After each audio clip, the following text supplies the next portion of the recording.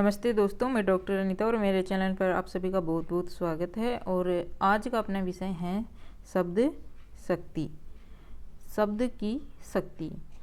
शब्द शक्ति के माध्यम से हम जो है वो शब्दों के अर्थ को ग्रहण करते हैं। शब्द की जो शक्ति है वो उसका ये कह सकते हैं कि ताकत है, बल है, उसका सामर्थ्य है। शब्द की शक्ति ही उसका क्या है, बल है, उसका सामर्थ्य है, उसकी और ताकत है। कोई भी जो शब्द होता है उस शब्द का निश्चित अर्थ हम तब तक नहीं ग्रहण कर सकते जब तक कि उस शब्द का हम वाक्य में प्रयोग न कर लेते। वाक्य में जब कोई भी शब्द प्रयुक्त किया जाता है तो उस संदर्भ के अनुसार हम जब अलग अलग अर्थ ग्रहण करते हैं तो वो शब्द शक्ति के माध्यम से ही ग्रहण करते हैं। तो देखते हैं कि किसी भी शब्द में अंतर्निहित अर्थ को प्रकट करने वाली शक्ति शब्द शक्ति कहलाती है। कि अर्थात ये कह सकते हैं कि कोई भी जो शब्द है और आपके सामने जब वो आता है कोई शब्द, तो उस शब्द का कौन सा अर्थ आप ग्रहण करोगे, यही हमारी क्या है, शब्द शक्ति है। अर्थ के आधार पर शब्द शक्ति के 3 प्रकार होते हैं। अर्थ के आधार पर शब्द शक्ति के 3 प्रकार हैं, जिनमें पहला है वाचक, दूसरा लक्षक और तीसरा व्यंजक। अब इन्हीं शब्दों के अनुरूप ही शब्द शक्ति के 3 भेद माने जाते हैं। ये तो क्या था कि अर्थ के आधार पर तो 3 प्रकार के शब्द हैं, वाचक, लक्षक और व्यंजक। तो इन तीनों शब्दों के अनुसार ही शब्द शक्ति के कितने भेद माने जाते हैं, 3 भेद माने जाते हैं। वाच्यार्थ के आधार पर जो शब्द शक्ति होती है वो होती है अभिधा, और जो लक्षार्थ के आधार पर शब्द शक्ति होती है वो होती है लक्षणा। व्यंग्यार्थ के आधार पर शब्द शक्ति व्यंजना। तो शब्द शक्ति के कितने भेद हो गए, 3 भेद हो गए, अभिधा, लक्षणा और व्यंजना। जिनमें सबसे पहले देखेंगे हम अभिधा शब्द शक्ति के बारे में। अभिधा जो शब्द शक्ति है उसमें वाक्य या काव्य में प्रयुक्त किए जाने पर यदि कोई शब्द अपने मुख्य अर्थ को या लोक प्रसिद्ध अर्थ को प्रकट करता है, काव्य में या वाक्य में जब कोई भी शब्द है उसको हम वो प्रयोग किया जा रहा है और वो शब्द अपने मुख्य अर्थ को या फिर इस लोक प्रसिद्ध अर्थ को प्रकट कर रहा है, तो वहाँ पर जो प्रयुक्त शब्द है वो शब्द क्या कहलाएगा, वाचक शब्द कहलाएगा। कौन सा शब्द, वाचक। और उस शब्द के द्वारा प्रकट होने वाला अर्थ वाच्यार्थ, मुख्यार्थ या साक्षात संकेतितार्थ, अभिधेयार्थ कहलाता है। अब देखिए जो वाचक शब्द है उस शब्द के द्वारा जो अर्थ प्रकट होगा उसको हम वाच्यार्थ भी कह सकते हैं, मुख्यार्थ भी कह सकते हैं, साक्षात संकेतितार्थ और अभिधेयार्थ भी कह सकते हैं। बहुत बार एग्जाम में पूछा जाता है कि वाच्यार्थ को व्यक्त करने वाली शब्द शक्ति है तो कौन सी है, अभिधा शब्द शक्ति है। अभिधेयार्थ ये भी पूछा जाता है बहुत बार, तो इसको अभिधा शब्द शक्ति को हम वाच्यार्थ भी कह सकते हैं, मुख्यार्थ और साक्षात सांकेतिकार्थ या अभिधेयार्थ भी कह सकते हैं। तथा उस शब्द की शक्ति अभिधा शब्द शक्ति कहलाती है। तो इसके उदाहरण देखते हैं। जैसे गधा चर रहा है, गधा चर रहा है, ये अपने सीधे से अर्थ को प्रकट कर रहा है। गाय घास खा रही है, गाय घास खा रही है, तो अपनी जो मुख्य अर्थ इनका है वो उस अर्थ को ये प्रकट कर रहे हैं। ये तो इन जो उपयुक्त वाक्यों में प्रयुक्त रेखांकित शब्द अपने मुख्य अर्थ को ही प्रकट कर रहे हैं। अतः यहाँ इन शब्दों को वाचक शब्द, इनके अर्थ को वाच्यार्थ और इनकी शक्ति को क्या कहेंगे, अभिधा शब्द शक्ति कहेंगे। जैसे हरि ने नारद को हरि रूप दिया, ये पंक्ति बहुत प्रसिद्ध है कि हरि ने नारद को हरि रूप दिया। यहाँ देखिए कि प्रस्तुत पद में शब्दकोश के आधार पर हरि शब्द के क्रमशः विष्णु एवं बंदर अर्थ ग्रहण किए जाने पर वाक्य का पूर्ण भाव स्पष्ट हो जाता है। अतः शब्दकोशीय अर्थ प्रकट करने के कारण यहाँ अभिधा शब्द शक्ति मानी जाती है। हरि एक का अर्थ तो क्या लिया है यहाँ, विष्णु, और दूसरे का अर्थ बंदर लिया है, तो शब्दकोशीय अर्थ प्रकट हुआ है यहाँ, तो यहाँ क्या मान ली जाएगी, अभिधा शब्द शक्ति। अब थोड़ा सा अभिधा शब्द शक्ति को किस तरह से पहचान सकते हैं हम उसको देखेंगे कि यदि किसी पद में यमक अलंकार, कौन सा अलंकार, यमक अलंकार प्राप्त हो रहा है तो वहाँ सदैव अभिधा शब्द शक्ति ही मानी जाती है। जहाँ पर यमक अलंकार आता है वहाँ कौन सी शब्द शक्ति मानी जाएगी, अभिधा शब्द शक्ति।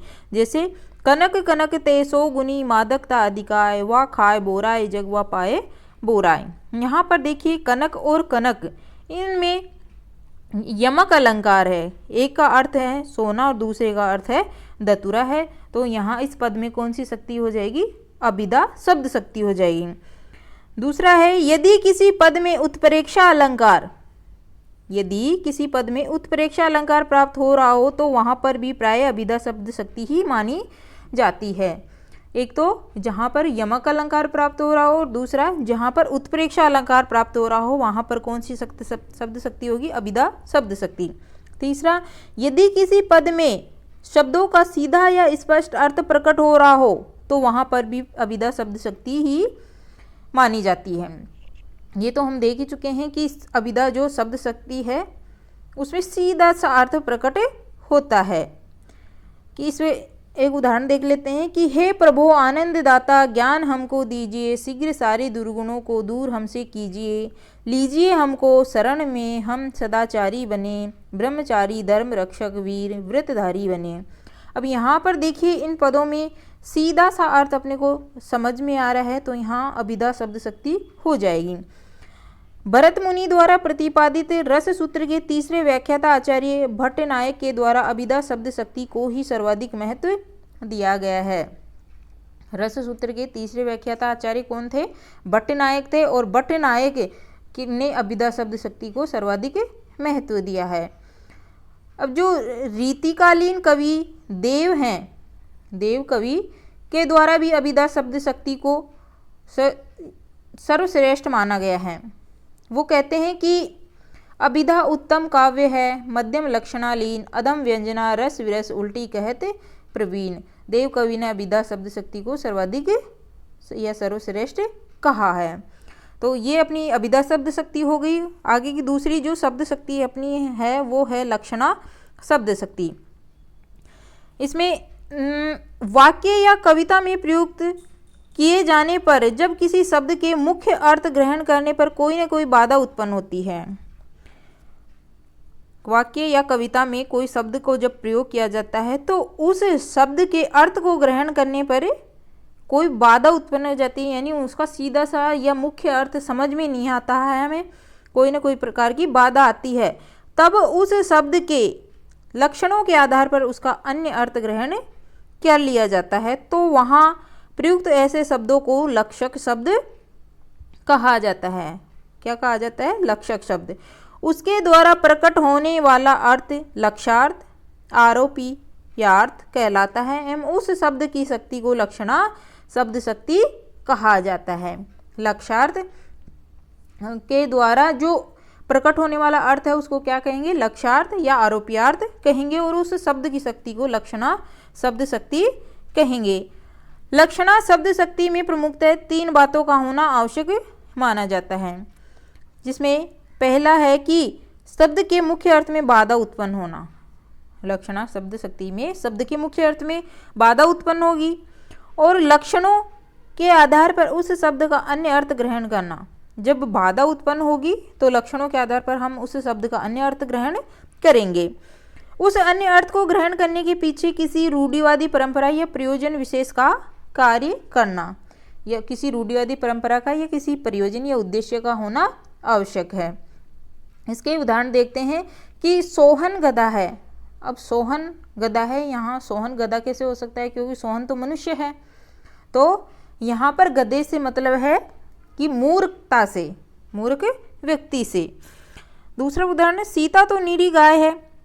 अब सीता भी मनुष्य है, नीरी गाय कैसे हो सकती है, वो पशु कैसे हो सकती है। तो यहाँ पर हम कोई अन्य अर्थ ग्रहण कर रहे हैं। गाय से मतलब यहाँ पर सीधी सादी से है, सीता तो सीधी सादी है, तो अन्य अर्थ ग्रहण कर रहे हैं, तो यहाँ पर क्या हो जाएगी, लक्षणा शब्द शक्ति हो जाएगी।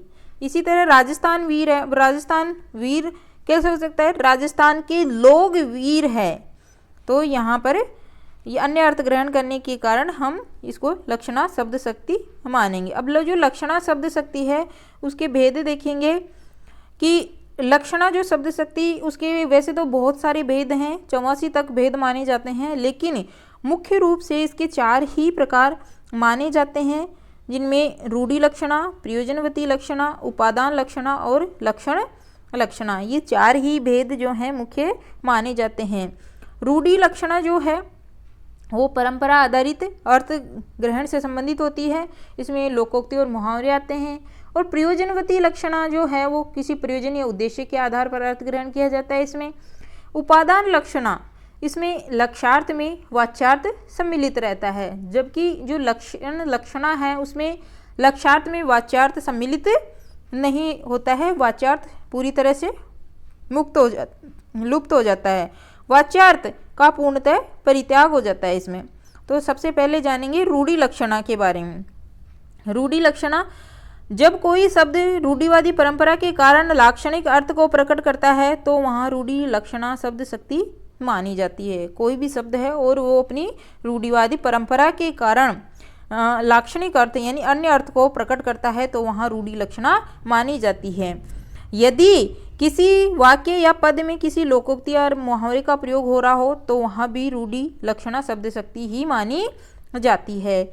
जैसे श्याम तो गधा है, श्याम तो गधा है। अब यहाँ पर श्याम को गधा कहने का क्या मतलब है कि किसी गधे से मतलब यहाँ मूर्ख व्यक्ति से है, क्योंकि ये हम किसी प्रयोजन या उद्देश्य के कारण ये कह देते हैं कि किसी रूढ़ि के परंपरा के कारण ये कहते हैं मूर्ख व्यक्ति को कि ये तो गधा है बिल्कुल।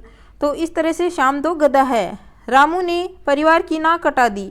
अब यहाँ पर देखिए कि ये अपना दूसरी जो लाइन थी कि जहाँ पर लोकोक्ति और मुहावरों का प्रयोग होता है तो इसमें इनका प्रयोग हो रहा है।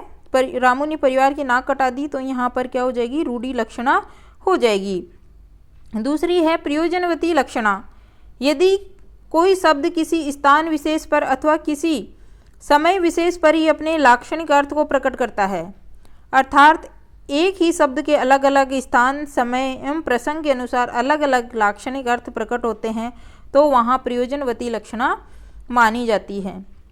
कोई भी शब्द है और वो किसी स्थान विशेष के कारण या किसी विशेष अपने ही किसी लक्ष्यार्थ को प्रकट कर रहा है किसी उद्देश्य या प्रयोजन के कारण, तो वहाँ उस शब्द के जहाँ पर स्थान और समय के प्रसंग के अनुसार अलग अलग अर्थ ग्रहण कर लिए जाते हैं, तो वहाँ क्या हो जाती है? प्रयोजनवती लक्षणा होती है। अब यहाँ पर देखिए कि श्वेत घोड़ा दौड़ रहा है।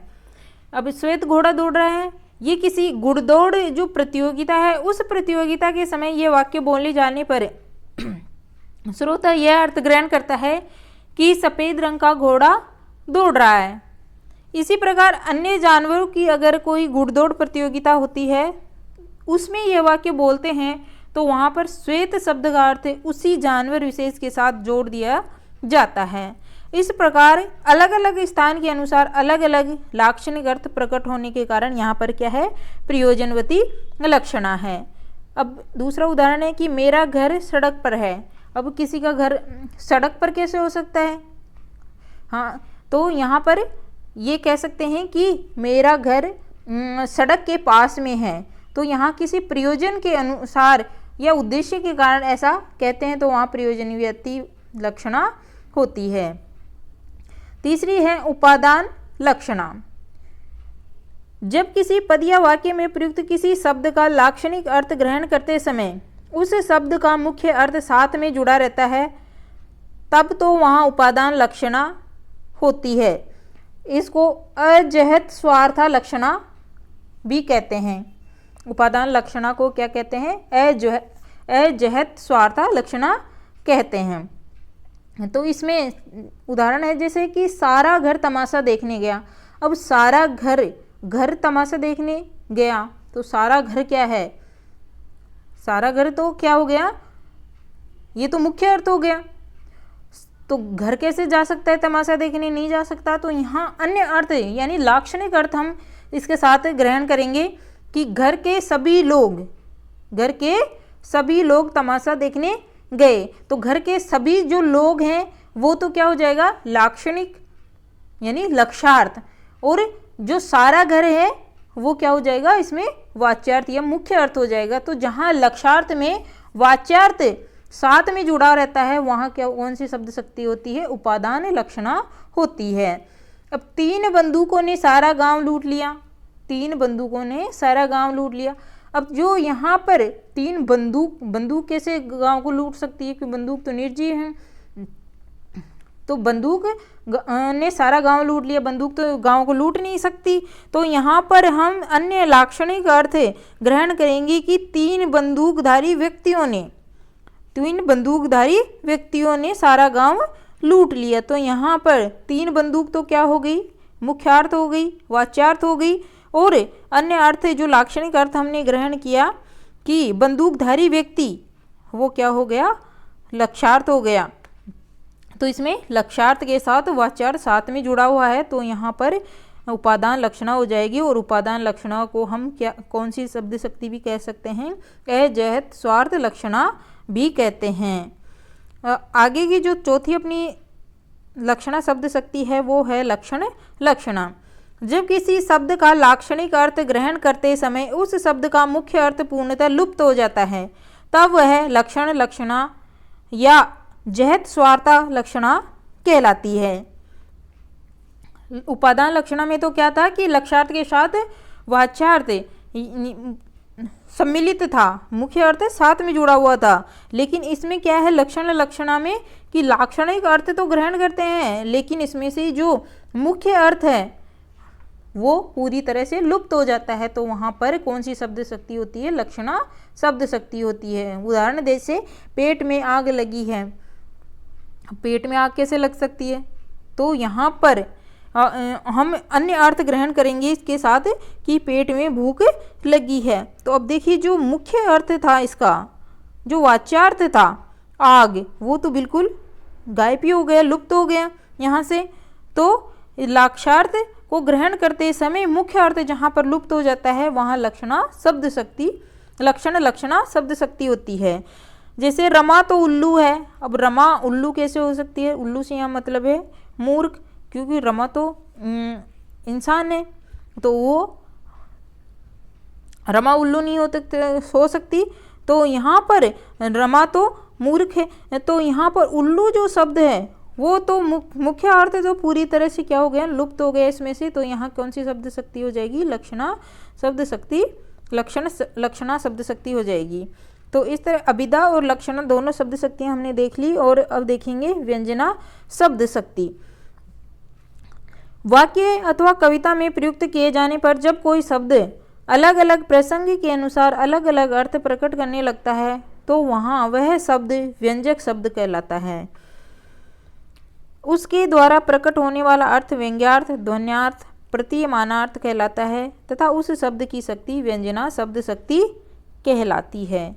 कि कविता या वाक्य में जब हम कोई शब्द प्रयोग करते हैं तो वो अलग अलग प्रसंग के अनुसार अपना अलग अलग अर्थ प्रकट करता है, तो वहाँ व्यंजक शब्द शक्ति होती है। व्यंजना वो शब्द जो होता है वो व्यंजक शब्द होता है और उसके द्वारा अर्थ प्रकट होता है वो उसको हम व्यंग्यार्थ भी कहते हैं, ध्वन्यार्थ भी कहते हैं और प्रतीयमानार्थ भी कहते हैं। और उस शब्द की शक्ति व्यंजना शब्द शक्ति कहलाती है।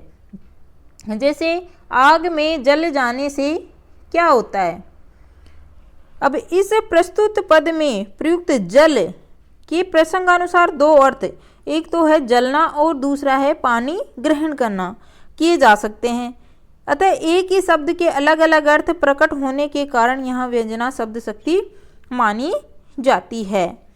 जैसे पुजारी ने कहा अरे संध्या हो गई, पुजारी ने कहा अरे संध्या हो गई। इस प्रस्तुत पद में संध्या हो गई वाक्यांश में व्यंजना शब्द शक्ति मानी जाती है, क्योंकि इस वाक्यांश को सुनकर अलग अलग व्यक्ति अपने अपने संदर्भ के अनुसार अलग अलग अर्थ ग्रहण कर लेते हैं। जैसे पुजारी ने कहा कि संध्या हो गई, तो मतलब पुजारी का मतलब था कि यहाँ पूजा का समय हो गया है।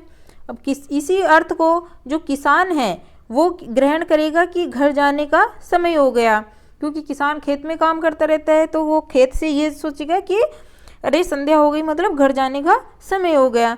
जबकि जो गृहिणी है वो इसी को इस अपने संदर्भ में के अनुसार अर्थ ग्रहण करेगी कि रसोई में जाने का समय हो गया, शाम के समय। तो संदर्भानुसार अलग अलग अर्थ प्रकट होने के कारण यहाँ व्यंजना शब्द शक्ति मानी जाती है। शब्द शक्ति के भेद। व्यंजना जो शब्द शक्ति है उस व्यंजना शब्द शक्ति के मुख्यतः दो भेद माने जाते हैं। एक है शाब्दी व्यंजना और दूसरा है आर्थी व्यंजना। शाब्दी व्यंजना व्यंजना शब्द शक्ति के जिस पद में किसी विशेष शब्द विशेष के प्रयोग के कारण व्यंजना का प्रभाव दिखाई पड़ता है तो वहाँ शाब्दी व्यंजना मानी जाती है। इसका तात्पर्य यह है कि यदि किसी व्यंजक शब्द को हटाकर उसका कोई अन्य पर्यायवाची शब्द लिख देने पर व्यंजना का प्रभाव जो है वो नष्ट हो जाता है, तो वहाँ शाब्दी व्यंजना मानी जाती है। मतलब कि अगर कोई शब्द है और उस शब्द को हम उसी का दूसरा पर्यायवाची लिख देते हैं तो वहाँ पर व्यंजना का प्रभाव नष्ट हो जाएगा। अब जहाँ पर श्लेष अलंकार युक्त पदों में शाब्दी व्यंजना होती है, जहाँ पर श्लेष अलंकार होगा वहाँ पर भी शाब्दी व्यंजना होगी। जैसे कौवा उड़ता आकाश में मगर रहता कहाँ। अब यहाँ पर मगर की जगह लेकिन नहीं लिख सकते, मगरमच्छ नहीं लिख सकते, क्योंकि इनका अर्थ ही उल्टा हो जाएगा, जो व्यंजना का प्रभाव है वो ही नष्ट हो जाएगा। तो यहाँ पर क्या मानी जाएगी? शाब्दी व्यंजना मानी जाएगी। अब इसमें अगला जो पद है वो देखिए कि रहीमन पानी राखे बिन पानी सब सून, पानी गए न उबरे मोती मानस चून। अब यहाँ पर जो इस पद में है वो श्लेष अलंकार हैं। यहाँ पर पानी के मोती के अर्थ में अर्थ है चमक, और मानस के संदर्भ में इज्जत अर्थ है इसका, और चून के संदर्भ में पानी का अर्थ पानी है। तो इस तरह से जहाँ पर किसी व्यंजक शब्द को हटाकर अगर कोई पर्यायवाची रख देंगे तो वहाँ पर व्यंजना का प्रभाव नष्ट हो जाएगा, तो वहाँ पर शाब्दी व्यंजना होगी। और जहाँ पर श्लेष अलंकार आएगा वहाँ पर भी शाब्दी व्यंजना होगी। आगे देखेंगे आर्थी व्यंजना। व्यंजना शब्द शक्ति की जिस पद में किसी अर्थ विशेष के कारण व्यंजना का प्रभाव दिखाई पड़ता है तो वहाँ आर्थी व्यंजना मानी जाती है। अर्थ विशेष के कारण ही व्यंजना का प्रभाव दिखाई पड़ता है। इसका तात्पर्य यह है कि जब किसी पद में प्रयुक्त व्यंजक शब्द को हटाकर उसका कोई अन्य पर्यायवाची शब्द लिख देने पर भी व्यंजना का प्रभाव बना रहता है तो वहाँ पर क्या हो जाएगी? आर्थी व्यंजना हो जाएगी। शाब्दी व्यंजना में तो शब्द को हटा देने पर उसका अर्थ ही व्यंजना का प्रभाव ही कम हो जाएगा या नष्ट हो जाएगा। जबकि आर्थी व्यंजना में अगर किसी शब्द को हटाकर उसका पर्यायवाची लिख देंगे तो भी वहाँ पर व्यंजना का प्रभाव बना रहेगा, तो वहाँ कौन सी शब्द शक्ति हो जाएगी? आर्थी व्यंजना शब्द शक्ति हो जाएगी। आर्थी व्यंजना के पद में एक अर्थ ग्रहण करने के बाद भी अपनी कल्पना से अन्य अर्थ भी ग्रहण किए जाते हैं। आर्थी व्यंजना में क्या होता है कि एक अर्थ ग्रहण कर लिए, उसके बाद में हम अपनी कल्पना से उसका अन्य अर्थ भी ग्रहण कर सकते हैं। जैसे उदाहरण देखते हैं कि उदो भले लोग अगे के परहित डोलत दहाए। प्रस्तुत पद में गोपियां जो है वो उद्धव जी से कह रही हैं कि हे उद्धव, पुराने जमाने के लोग बड़े भला हुआ करते थे, जो दूसरों के भले के लिए दौड़े चले आते थे। अब इसी को हम अन्य जो व्यंग्यार्थ में अर्थ ग्रहण करेंगे वो ये है कि हे उद्धव, आज तुम्हारे जैसे लोग हो गए हैं जो दूसरों को पीड़ित करने के लिए चले आते हैं। इस प्रकार काल्पनिक बुद्धि से अन्य व्यंग्यार्थ ग्रहण करने के कारण यहाँ पर क्या मानी गई है? आर्थी व्यंजना मानी गई है। अब जो हमने अभिधा, लक्षणा और व्यंजना तीनों शब्द शक्तियाँ देख ली हैं और इनको अब एक बार हम तुलनात्मक रूप से भी देख लेते हैं। तो सबसे पहले जो अभिधा शब्द शक्ति है, इस शब्द शक्ति में केवल हम मुख्य अर्थ या लोक प्रसिद्ध अर्थ को ग्रहण करते हैं, जबकि जो लक्षणा शब्द शक्ति है उसमें हम मुख्यार्थ से संबंधित कोई अन्य अर्थ को ग्रहण करते हैं। और व्यंजना जो शब्द शक्ति है उसमें मुख्यार्थ एवं लक्ष्यार्थ दोनों को ही छोड़कर हम अन्य अर्थ को ही अपनी कल्पना के माध्यम से ग्रहण करते हैं। जो फिर अभिधा जो शब्द शक्ति है उसमें अर्थ निश्चित होता है, अर्थ ग्रहण करने के लिए किसी कल्पना की आवश्यकता नहीं पड़ती। जबकि लक्षणा जो शब्द शक्ति है इसमें निश्चित अर्थ नहीं होता, परंतु अर्थ की थोड़ी बहुत दिशा हमें निश्चित होती है और हम थोड़े से प्रयास से ही अन्य अर्थ को प्राप्त कर लेते हैं। जो व्यंजना शब्द शक्ति है उसमें हम प्रसंग या संदर्भ के अनुसार अर्थ को ग्रहण करते हैं, अर्थात हम अपनी कल्पना से अन्य अर्थ ग्रहण करते हैं।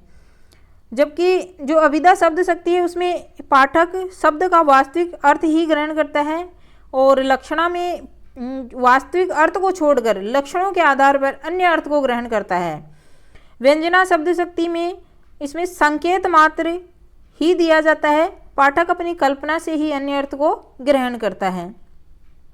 फिर जो अभिधा शब्द शक्ति है उसमें ग्रहण करने के लिए किसी अन्य शक्ति की आवश्यकता नहीं पड़ती। जबकि लक्षणा जो शब्द शक्ति है उसमें अर्थ ग्रहण करने के लिए अभिधा शब्द शक्ति का सहारा लेना पड़ता है लक्षणा में, और जो व्यंजना है उसमें अर्थ ग्रहण करने के लिए अभिधा एवं लक्षणा दोनों का सहारा लेना पड़ता है।